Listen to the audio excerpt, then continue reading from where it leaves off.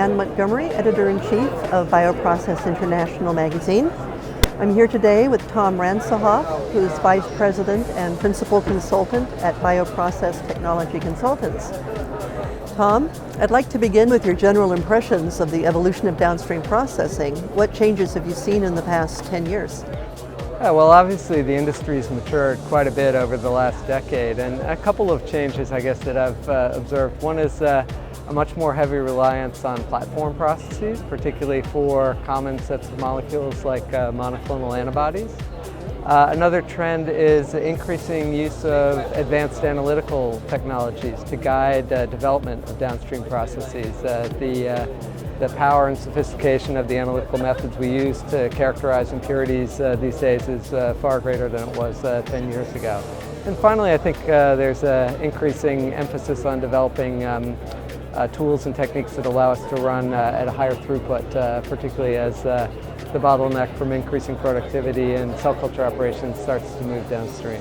So these days, what do you feel is the most difficult unit operation in developing a bioproduction process? Well, I think that depends on the process. For antibody processes, it's often that polishing step that is used to deal with the particular impurities for that specific molecule. For many other novel types of molecules, it can be something completely different.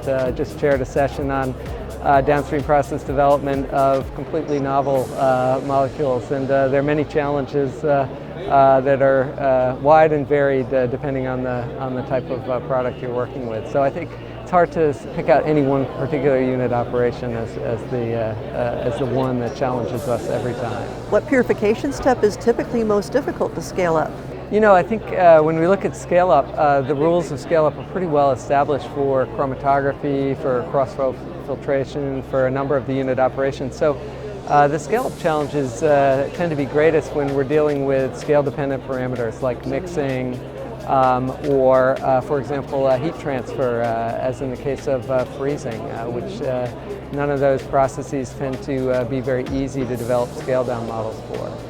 Which new tools or technologies do you find most promising to address some of these challenges? Oh, well, you know, there's so many of them. I'm very excited about some of the newer approaches to bringing analytical methods closer to the process. UPLC applied to process streams is one example.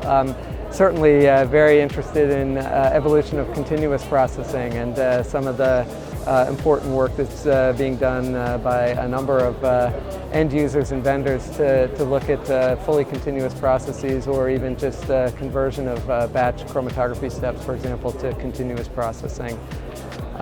So I think there are a number of important developments that are still ongoing in the industry. It's still a very young industry, and there's still a lot of, I think, exciting science that people are doing in better understanding our processes and molecules.